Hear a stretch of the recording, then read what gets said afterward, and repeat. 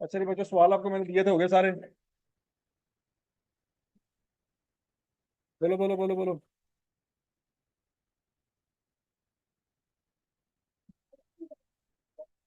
आई क्या आपकी मुझसे सारे सवाल हो गए थे? नहीं और ही है। और है।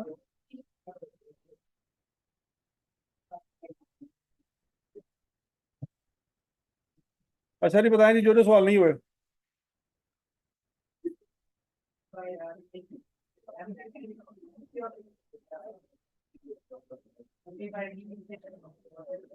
25। अच्छा जी। अब बच्चों, अगर 25 क्वेश्चन देखें तो ये बड़ा आसान सवाल था। 25 क्वेश्चन में सिर्फ एक मसला है, और वो मसला है अंग्रेजी का। और कोई मसला है ही नहीं। अगर अंग्रेजी नहीं आती तो फिर ये सवाल नहीं हो सकता। अगर अंग्रेजी आती है तो फिर ये सवाल हो जाएगा। बस आपने बच्चों ये करना है, ये लाइन पढ़ें,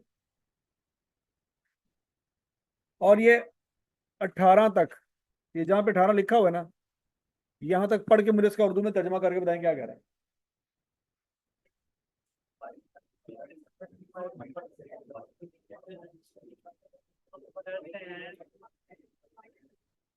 दो नंबर ऐसे हैं कि छोटे नंबर का डबल, बड़े नंबर के डबल से 18 ज्यादा है।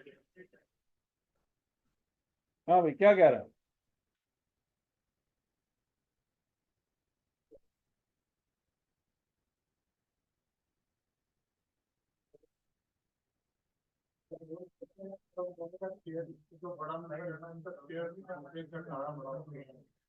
क्या उसने स्केयर की बात की है? फर्क आ गया। अंग्रेजी मतलब उसने कहा ट्वाइस, हमने कहा नहीं नहीं स्केयर। अंग्रेजी थोड़ा गोडे की ढांचे बैठी हुई है। मैथ का तो इसमें कोई कसूर नहीं है ना, कि वो ट्वाइस के और आपको स्केयर नजर आ जाए। अच्छा जी, दोबारा, क्या मतलब है जी पहली लाइन का?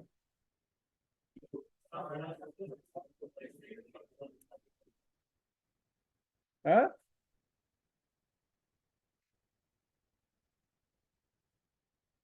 होश। हालांकि तुसी एफएस अंग्रेजी च की है, और इस लाइन में ऐसा कोई वर्ड नहीं है जिसके लिए डिक्शनरी की जरूरत पड़े, लेकिन फिर भी पल्ले नहीं पै रहे।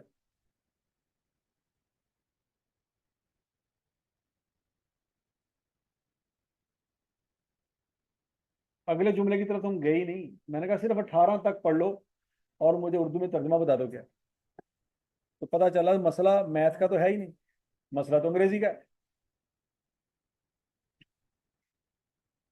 हाँ जी, दोबारा पढ़ लो। दो तो ऐसे हैं कि बड़े दस का 2 मिनट, छोटे दस के 2 मिनट से 18 ज्यादा है।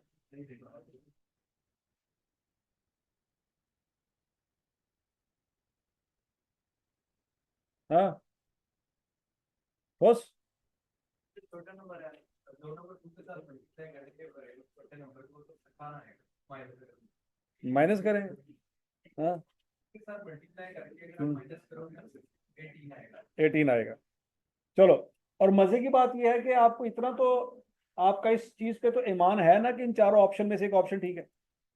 ये हैवी ईमान कोई नहीं। सोचो तसल्ली के लिए, इन चार ऑप्शन में से एक आंसर है कि नहीं है? तो इसका मतलब आप जो भी पढ़ रहे हैं वो इन ऑप्शनों पे ट्राई करके देख लें। फॉर एग्जाम्पल, ये पहली ऑप्शन देखते हैं। अच्छा, इस पहली ऑप्शन में आपको ये पता चल जाएगा कि छोटा नंबर कौन सा और बड़ा कौन सा है, या अरे तभी लड़ाई होनी है। 75 बड़ा के 66?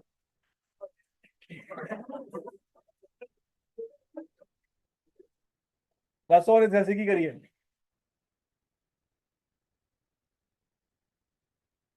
है कि नहीं? लेजेंड्स आपके अंदर मौजूद है। और ऐसी कौन नु बंदा सीए क्या नहीं कराया, जिन्हें दी पहले गिनती सीधी करनी पैनी सानू। इन्होंने बड़े बड़े प्लाजे बनाने, अंडर पास बनाने, बुर्ज खलीफा वर्गा टावर बनाना। 66 बड़ा है, ट्वाइस का मतलब स्क्वायर होता है। मैक्सिमम बंदा की करे। अच्छा जी, तो बच्चों वो जो बात कह रहा है उसका मतलब ये हुआ कि 66 को 2 से मल्टीप्लाई करें, और दोस्त क्या करें, 66 को 3 से मल्टीप्लाई करें कि 3.5 से, किससे मल्टीप्लाई करें, और 75 को 4.5 से, 4.75 से, किससे मल्टीप्लाई करें, तो फिर क्या करें, सो जाएं, करें जरा माइनस।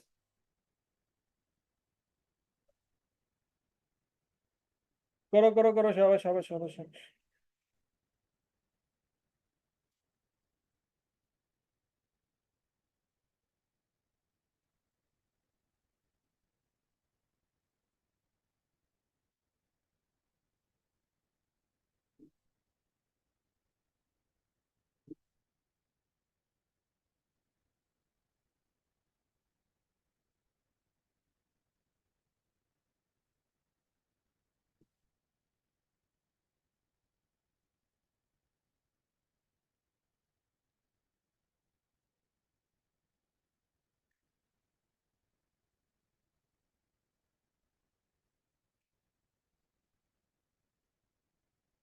हाँ भाई,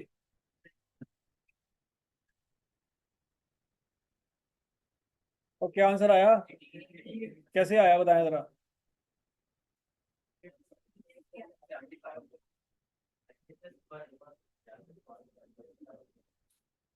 और क्या किया, पूरी गल दस दो।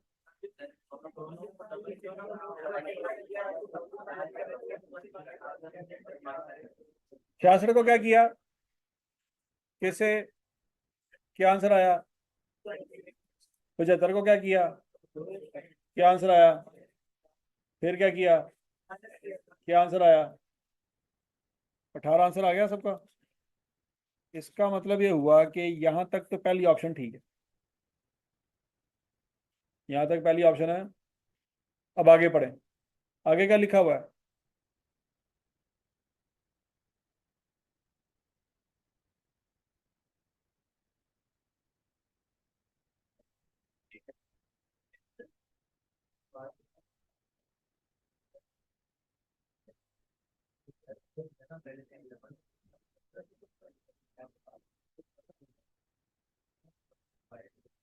हाँ भाई, अब अगले जुमले में उसने क्या फरमाया।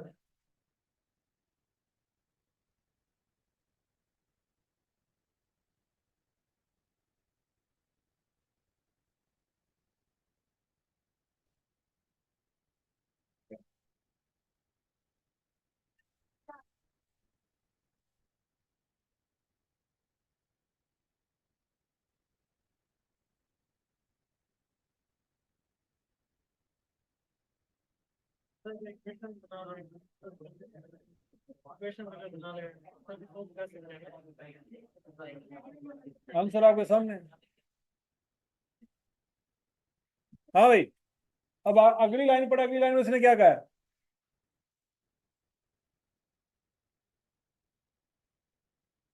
है?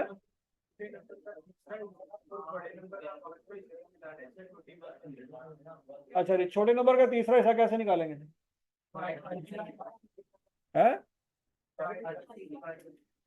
डिवाइड करेंगे किससे, और बड़े नंबर का, तो क्या क्या आंसर आएगा, 12। अब 66 को 3 पे डिवाइड करेंगे तो 12 आएगा। तेरा 12 कितों आया,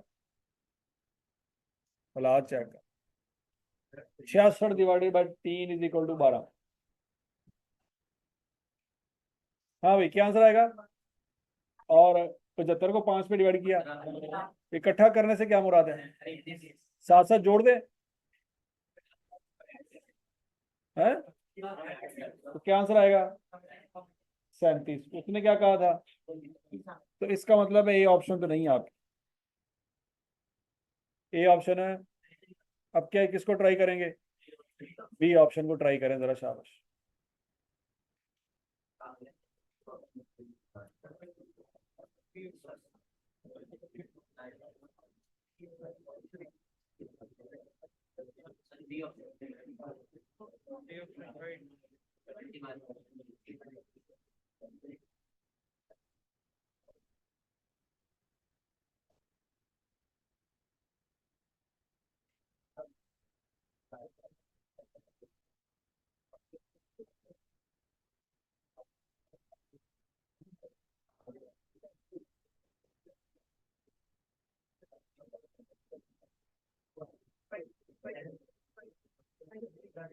हाँ भाई, हो गया सबसे।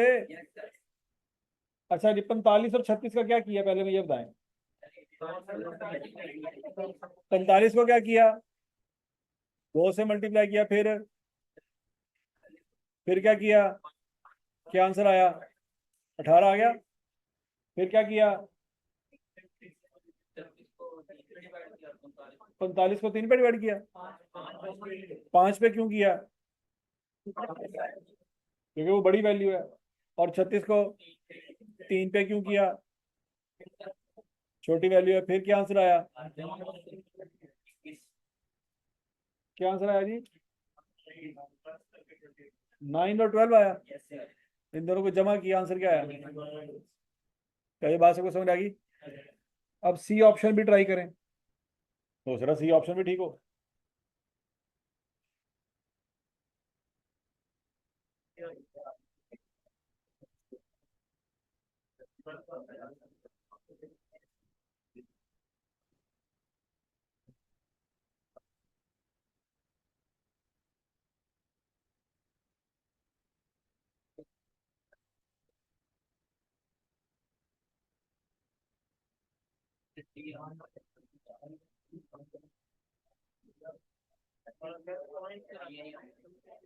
हाँ भाई, तो सी ऑप्शन बनती है बच्चों, बनती है।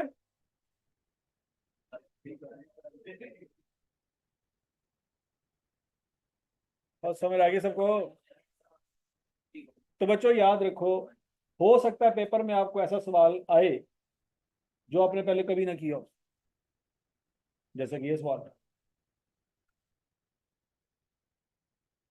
इसका तो मैंने कोई फार्मूला आपको नहीं पढ़ाया, क्यों पढ़ाया, कोई फार्मूला नहीं पढ़ाया। 2 पॉइंट फॉर्म का फार्मूला, पॉइंट स्लो फॉर्म का, टू इंटरसेप्ट फॉर्म का, ठीक हो गया जी। स्लोप का फार्मूला, ब्रेक इवन के जितने भी फार्मूले पढ़े उनमें से कोई भी यहाँ पे नहीं आता। तो पेपर में इस तरह का सवाल आ गया तो तुझे कहोगे यार तो आउट ऑफ सिलेबस है, ये तो सर ने पढ़ाया ही कोई नहीं। वहां पे ये रोना धोना शुरू करेंगे या सवाल को सॉल्व करेंगे। अक्ल क्या कहती है, रोना धोना शुरू कर दें। वो कहती है कि नहीं कहती, ऐसी है। मेरे पास साइकिल है, उसके पास गाड़ी है, रोना धोना शुरू करता है की गल हुई।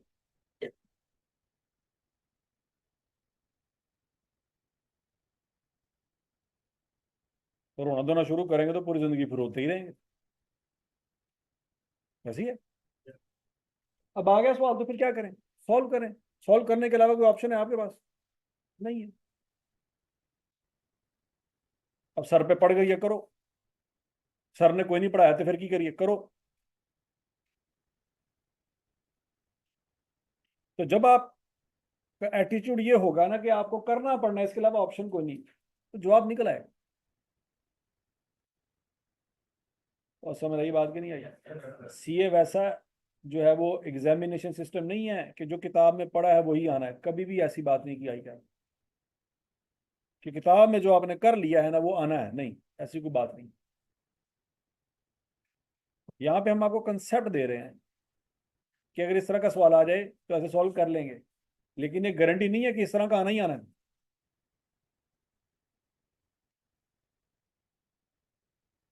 समझ आ रही बात है। सीए में वो है मैट्रिक वाला और एफएससी वाला सिस्टम नहीं है कि वो गाइड पकड़ ली और उसमें 400 500 सवाल रट्टा मार लिया और उसमें से पेपर आ गया और हम पास हो गए, नहीं, कोई चक्कर ही नहीं। क्योंकि प्रैक्टिकल लाइफ में आप लोग जब सीए क्वालिफाई करके जाके किसी कंपनी में काम करेंगे तो वहां पे अनफोर्सीन सर्कमस्टांसेस आपके सामने आएंगे जो पहले जिंदगी में कभी आपने नहीं देखे होंगे। तो वहां पे फिर आप क्या करें।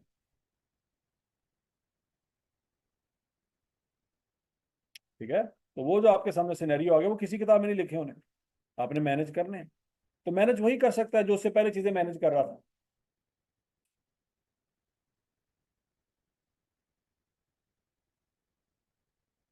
और समझ आ रही बात है, मैनेज वही कर सकता है कि जिसके सामने जब भी जैसा भी कोई सवाल आया ना, तो उसने लेम एक्सक्यूज निकालने शुरू नहीं कर दिए कि यार इस तरह का सवाल तो मैंने पहले कभी देखा ही नहीं। वो ट्राई करता है, कहते हैं यार ट्राई तो करते हैं, देखते हैं क्या होता है। तो ट्राई करने में सबसे पहली बात तो आपको इस बात का यकीन होना चाहिए कि यार आंसर जो भी है ना इन चारों में से कहीं कोई कोई है, पांचवा ऑप्शन ही कोई नहीं है आपके। तो अगर चार आंसर है तो चार आंसर तक आपने पहुंचना है, बात खत्म। तरीका नहीं भी आता सवाल करने का, लेकिन आंसर तो आपके सामने है। आपने जस्ट आंसर को सिलेक्ट करना है कि यार ये वाला हो सकता है।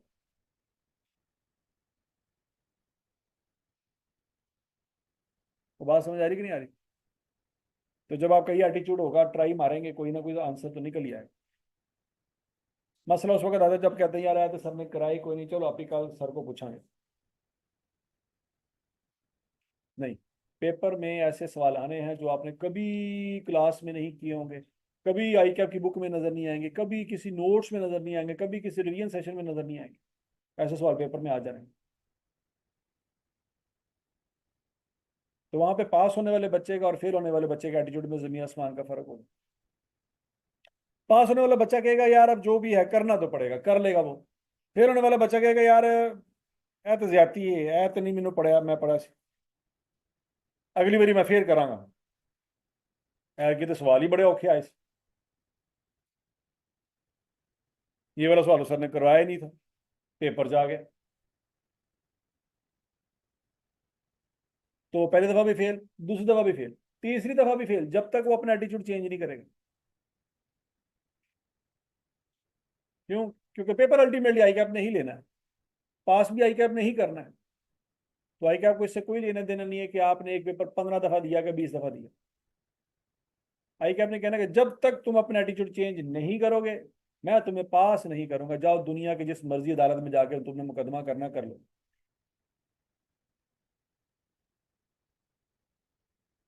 तो बात समझ आ रही कि नहीं आ रही? बहुत सारे शहजादे ऐसे भी हैं जिन्होंने आई कैप के ऊपर केस भी किए हुए थे। यार देखो जी, सवाल है ना आउट ऑफ सिलेबस पारित है, हाई कोर्ट में केस कर दिया, तो आई कैप ने केस भी भुगते हुए, लेकिन अल्टीमेटली क्या हुआ? बच्चे ने अपना टाइम जाया किया, और तो कुछ नहीं किया।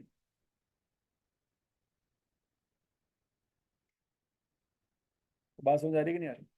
तो दो तरह के एटीट्यूड, एक एटीट्यूड होता है, एक ये है कि भाईजान ठीक है जी, मान लिया जी, औखा सवाल है, पहले कभी नहीं देखा, किसी चैप्टर में नहीं देखा, अब आ गया, क्या करें करें। दूसरा है कि नहीं पुत्र इन्हों दी ऐसी नहीं तैसी, मैंने पेपर तो बाहर निकल लैन दो, यही सवाल फड़ के मैं हाई कोर्ट जाना, इन्होंने तो मैं मजा चखावा ना। तो पैसा भी लगाता है, टाइम भी लगाता है, नतीजा भी कोई नहीं आता। और फिर 6 महीने बाद शर्मिंदा होकर दोबारा आई कैप को जाके पेपर दे रहा होता है। वे तू गैरत खा थोड़ी जी, कि जेरे खिलाफ तो केस किया तेन जा चाहिए लानत भेज दे, कोई होर डिग्री कर ले, पेपर फिर उथे देना।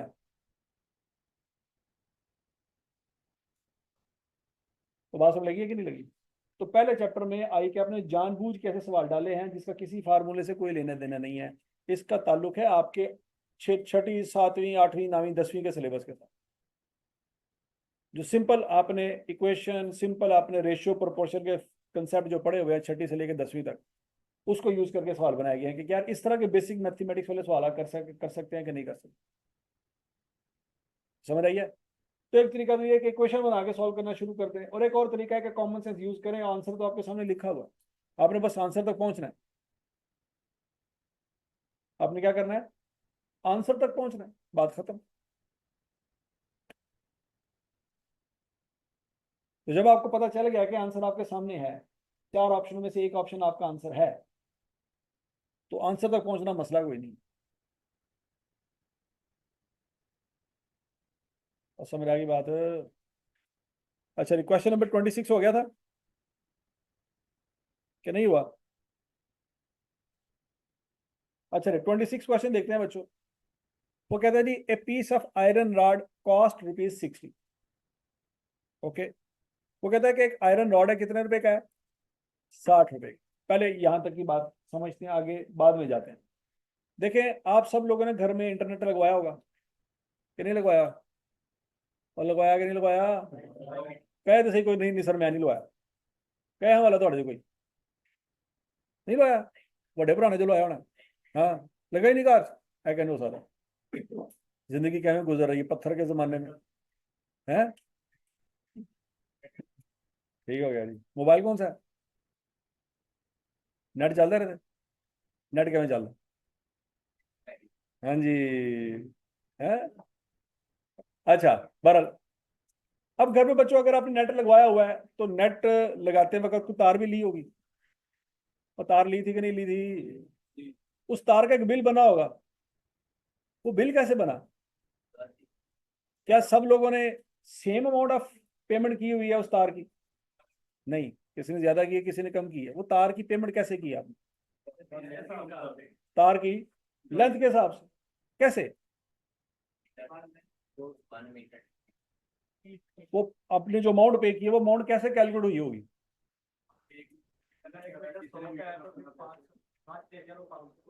तो आपने मल्टीप्लाई किया, अंडर रूट लिया, डेरिवेटिव लिया, मैट्रिक्स लिया, इंटीग्रेशन की, क्या किया? मल्टीप्लाई किया। किसको किसके साथ? है? तो किसको किससे मल्टीप्लाई किया बच्चों? प्राइस को लेंथ के साथ, ऐसी है? तो प्राइस किस चीज की थी? 1 मीटर की फर्ज करो। तो 1 मीटर की प्राइस है तो मीटर से मल्टीप्लाई किया होगा कि गज के साथ? है? दोनों के साथ। शाबाश है। मीटर और गज एक ही चीज होती है? तेरी मेहरबानी, तू फिजिक्स दोबारा जाके पढ़, तेरे तो स्केल ही ठीक नहीं है। हाँ भाई, मीटर के साथ मल्टीप्लाई किया होगा कि गज के साथ, अगर प्राइस पर मीटर है, ऐसी है? तो एक अमाउंट बनी होगी, वो 1200, 2000, 3000, 4000 जो भी बनी होगी। और समझ आ गई सबको? अब दोबारा ये लाइन पढ़ो, a piece of iron rod cost ₹60। ये वही बिल है जो आपने पे किया होगा। ये 60 रुपए कैसे बने होंगे?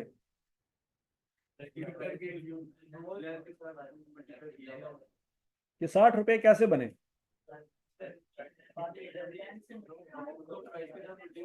किसको किससे मल्टीप्लाई किया? प्राइस को लेंथ के साथ मल्टीप्लाई किया। क्या ये बात समझ लगी बच्चों? तो इक्वेशन ये बनती है, अगर आपको समझ आ रही हो, length into price is equal to 60। उसने बात कर दी 60 रुपए बिल बनता है, लेकिन 60 रुपए कैसे बनता है ये बात समझ आ गई सबको? अब बोलो तो सही। अच्छा, अब आगे पढ़े। वो कहता है if the rod was 2 meter shorter. Rod क्या होता? 2 मीटर शॉर्ट होता। इस वक्त लेंथ उसकी क्या ज्यूम की हमने? एल। तो अब कितनी होगी? L-2। क्या ये बात सबको समझ आ रही है? एंड ईच मीटर कॉस्ट ₹1 मोर। इसका क्या मतलब है? इस वक्त प्राइस हमने क्या ज्यूम किया है? तो अब क्या हो जाएगी? P+1। तो कहता था कॉस्ट वुड रिमेन अनचेंज। तो कॉस्ट कितनी रहेगी? अनचेंज से क्या मुराद है? आवाज नहीं आई। तो बच्चों दूसरी इक्वेशन ये बनती है, दूसरी इक्वेशन ये समझ आ रही सबको? L-2 into P+1 is equal to 60। सोच लो सोच लो सोच लो। वो कहता है लेंथ ऑफ रॉड इज। अब बच्चों क्या आपके पास ये दो इक्वेशन आ गई हैं? और बोलो तो सही, ये दो इक्वेशन आ गई हैं। इन दोनों को सॉल्व करके एल और पी की वैल्यू निकाल सकते हो। आपके पास दो इक्वेशन है, कौन कौन सी? एल इंटू पी, और दूसरा L-2 P+1 is equal to 60। तो बच्चों आपने लेंथ निकालनी है, सॉल्व करें जरा शाबाश। इक्वेशन सॉल्व करें, मैंने सबका रजिस्टर चेक करना है। दो मैंने आपको इक्वेशन लिखवाई है, जल्दी करें।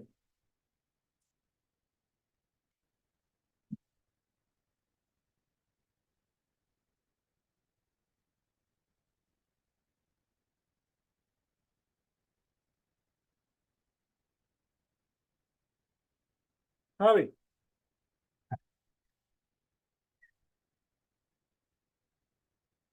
बताए भाई।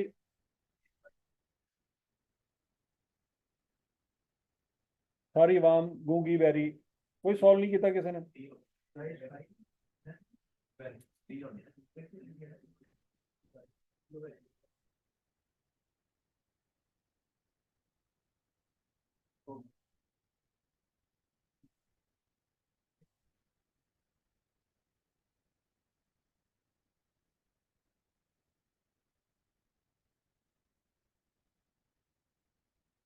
अच्छा जी, प्राइस क्या आती है जी, और लेंथ क्या आती है?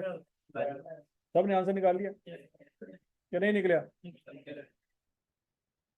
ये आपके सामने इक्वेशन है बच्चों, इसको ओपन कर लेंगे तो L P minus two P plus L minus two is equal to 60, ऐसी है। और एल पी की जगह क्या आ जाएगा? 60। 60 minus two P plus L minus two is equal to 60, 60 से कैंसिल हो गया, तो क्या आंसर आ जाएगा बच्चों? L is equal to P plus to.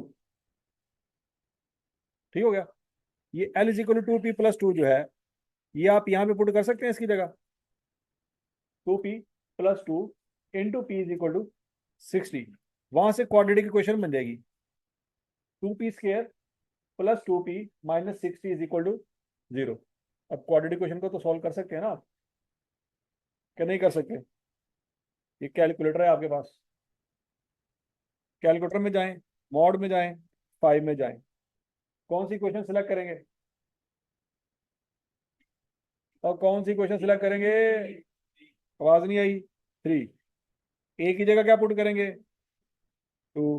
B की जगह टू। सी की जगह माइनस 60। तो क्या हो गया? फाइव और माइनस 6। तो कौन सी वैल्यू रखेंगे, कौन सी नहीं रखेंगे? फाइव रख लेंगे, माइनस 6 क्यों नहीं रखेंगे? क्योंकि प्राइस नेगेटिव नहीं हो सकती। ये बचपन की बातें हैं, कोई नई ताज़ी बात नहीं हो रही। और समझ आ रही है? अच्छा जी। अब बच्चों, इस सवाल को दोबारा पढ़ते हैं और अपने आंसर को अप्लाई करते हैं। ये काम भी आपने सातवीं आठवीं नवीं में किया हुआ। वो कहता है piece of iron not cost rupees 60। इसका मतलब है 12 को 5 से मल्टीप्लाई करें तो आंसर क्या आना चाहिए? 60 आ रहा है कि नहीं आ रहा? वो कहता है अगर रॉड 2 मीटर शॉर्टर हो, तो 2 मीटर शॉर्ट होने से मुराद क्या है, फिर लेंथ क्या होगी? आवाज नहीं आई। कम की नहीं, 6 हो जाएगी। 10। And each meter cost rupees 1 more. तो कॉस्ट कितनी हो जाएगी बच्चों? 6 रुपए। इन दोनों को मल्टीप्लाई करें तो कहता है कॉस्ट वुड रिमेन अनचेंज। हाँ जी, 6 0 10।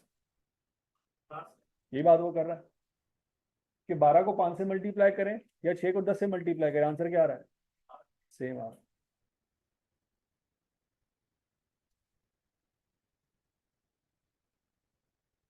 समझ आ गई बात? तो बच्चे ये क्वेश्चन सॉल्व करने का तरीका है, ये कोई नई बात है नहीं। ये छठी सातवीं आठवीं नवीं 10वीं में पढ़ा हुआ है।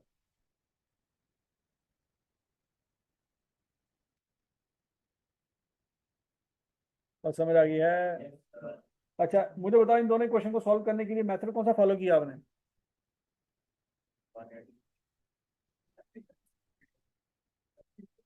Substitution method. पढ़ा हुआ है कि नहीं पढ़ा हुआ? ये सब्स्टिट्यूशन मेथड है। कैसे? एक इक्वेशन से आपने एल की वैल्यू निकाल लिया, दूसरी में जगह जाके पुट की। और समझ आ रही है सबको? 27 हो गया था। अंग्रेजी, यहाँ पे भी असल मसला अंग्रेजी है, पढ़ो जरा, शाबाश।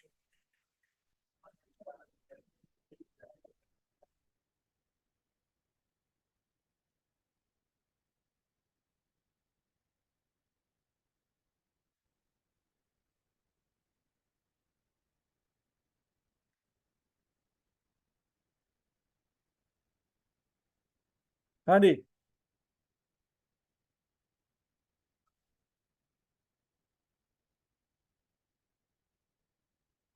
हाँ जी, इस लाइन को पढ़ के क्या समझ आ रहा है, क्या इक्वेशन बन रही है दिमाग में?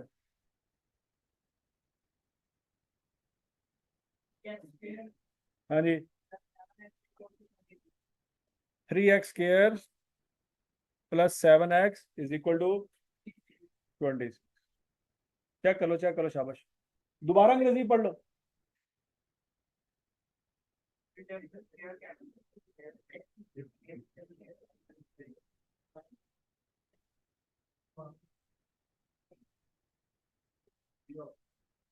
क्या वो यही बात कर रहा है? आवाज नहीं आ रही। दोबारा अंग्रेजी पढ़ लो। असल मसला अंग्रेजी का है। ये अंग्रेजी आपके गोडे गिट्टों में बैठी हुई है।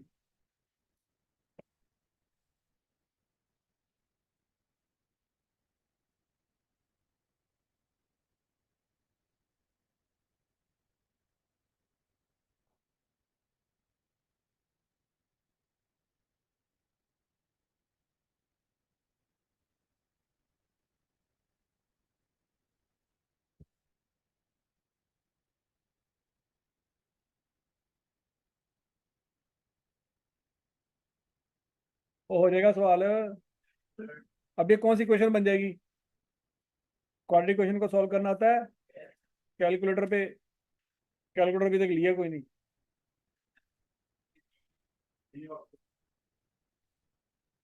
28। पॉइंट ऑफ इंटरसेक्शन पढ़ा है कि नहीं पढ़ा आपने? इन दोनों क्वेश्चन से पॉइंट ऑफ इंटरसेक्शन कैसे निकालेंगे?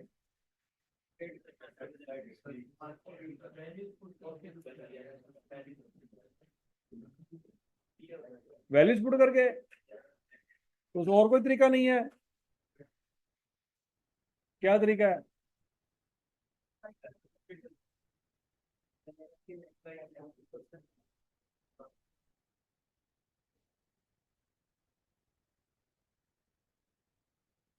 बोलो तो सही।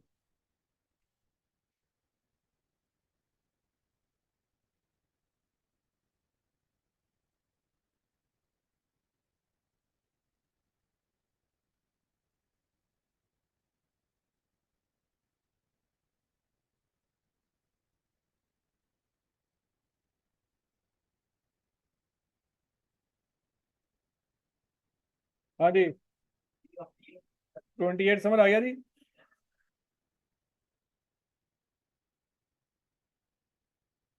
29 हो गया था। 30 हो गया था। 30 में बच्चों ये दो इक्वेशनें बनती हैं। देख लो जरा, अंग्रेजी पढ़ लो और ये इक्वेशन देख लो।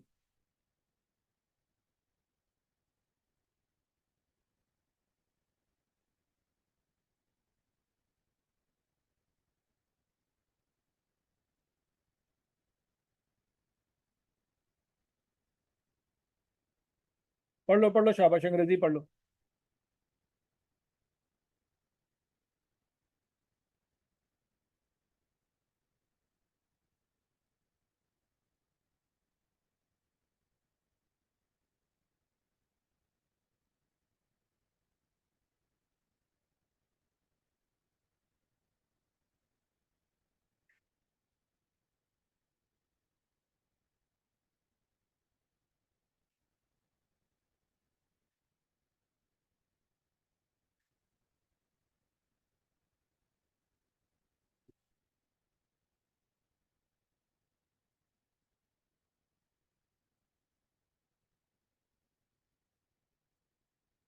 हाँ भाई, ये दो इक्वेशन समझ आती है बच्चों?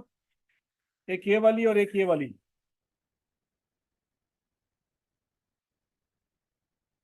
अब दो इक्वेशन है, दो अननोन है, सॉल्व हो जाएंगे? और बोलो तो सही।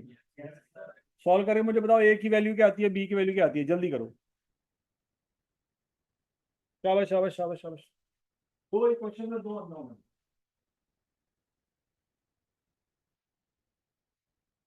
जल्दी करो जल्दी करो जल्दी करो।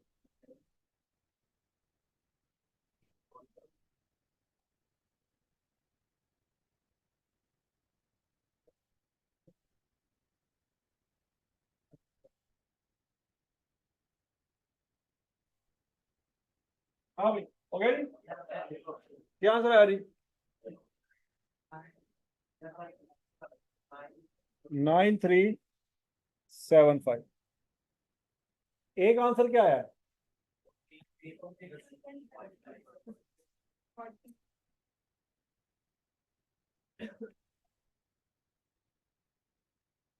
बी का आंसर क्या है जी? ए का आंसर क्या है? 14,000।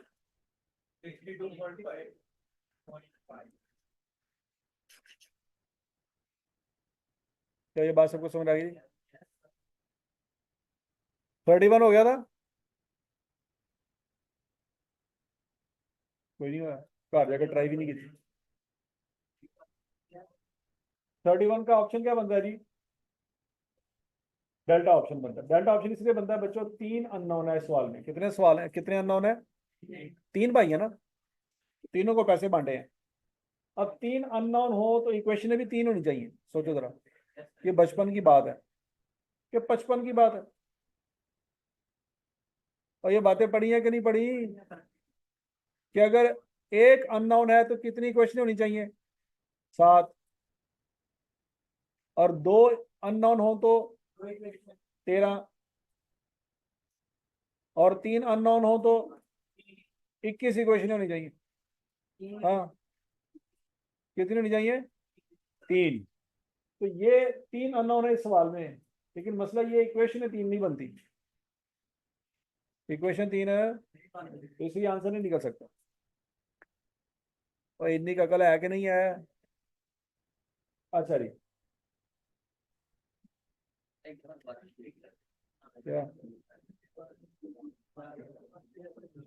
Question number 32? मौत पै जाएगी ਤੁਹਾਨੂੰ। क्वेश्चन नंबर 32 हो गया था सबसे?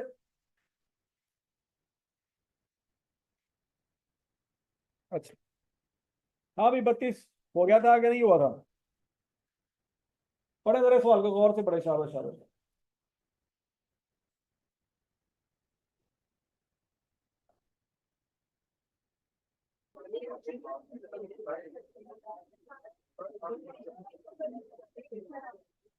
हाँ भाई,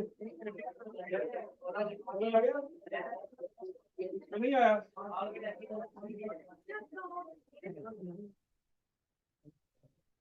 कैसे क्या नहीं बताया जी, जरा मुझे साथ समझ आया जरा।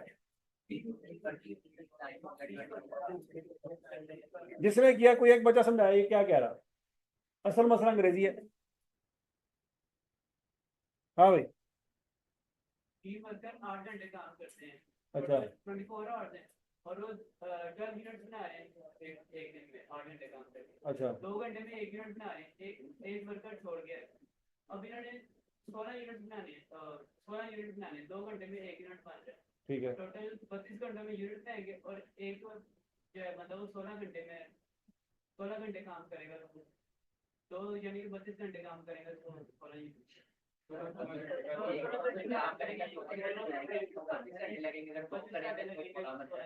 टोटल घंटे 32 लगेंगे। अब दिन में तो 32 घंटे होते नहीं है, तो फिर वो कैसे करेंगे? हर बंदा अपना 16-16 घंटे का काम करेगा, तो टोटल घंटे कितने हो रहेंगे? 32 हो। नहीं समझ रही? और क्लियर सबको? तो बोलो तो सही कि फैक्ट्री 32 घंटे खुली रहेगी। अब 32 घंटे तो खुली हो ही नहीं सकती। दिन में टोटल घंटे कितने होते हैं? 24। 32 घंटे क्या में खुली रहेगी? जब 25वां घंटा होगा तो अगले दिन का पहला घंटा काउंट हो गया ना फिर। तो दो लोग हैं, तो जिस वक्त पहला काम कर रहा होगा दूसरा सो रहा होगा। दोनों अपना अपना काम कर रहे होंगे। फिर नहीं समझ लगी कि मशीन है क्या, पहला काम कर रहा है दूसरा वेला, फिर दूसरा काम करेगा तो पहला वेला। ऐसे है? ऐसी बात भी नहीं है। और सवाल समझ आया? असल से आप अंग्रेजी का है, और कख भी नहीं है। अंग्रेजी समझ आ गई, सवाल समझ आ गया, सवाल समझ आ गया तो सॉल्व हो गया। तो क्लियर है? तो ये अंग्रेजी वाला स्यापा मैंने क्लियर करना है। एफएससी अंग्रेजी में आपने किया कि मैंने की है? दूसरे पशु जी की थी होनी है, सराइकी में की होगी है। तो ये भी अंग्रेजी लिखी हुई। क्वेश्चन नंबर 33 हो गया था। और 33 तो कर लेना सी, क्या भी नहीं होया। हाँ हो गया था कि नहीं हो गया था। ये क्वेश्चन में 37 करते करते तो वैसे ही मजे आ जाने चाहिए थे। पढ़ो जरा सवाल।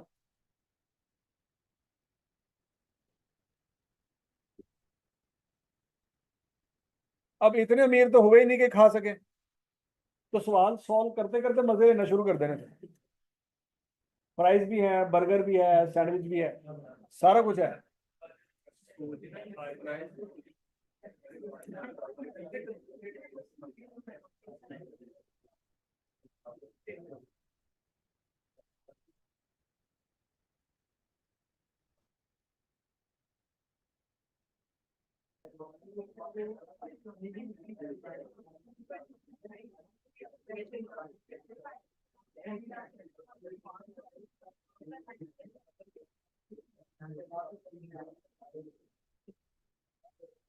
हाँ भाई, हो गया सबसे। कुछ कुछ पल्ले पड़ा कि नहीं पड़ा।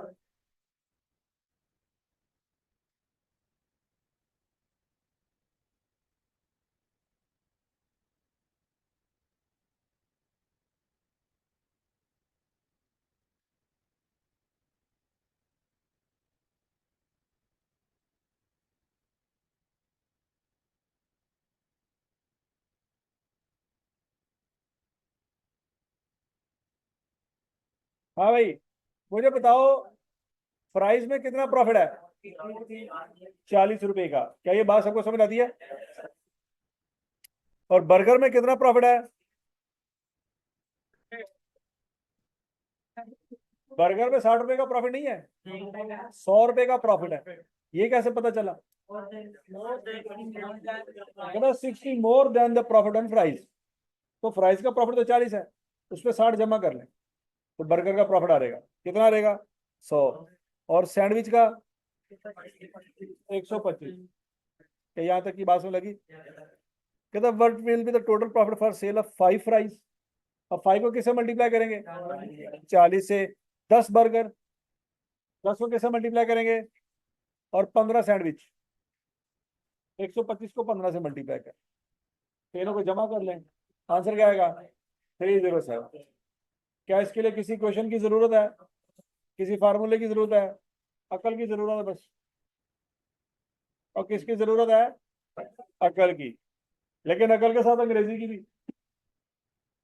अगर अंग्रेजी समझ ही ना आए तो अकल की करे हो फिर।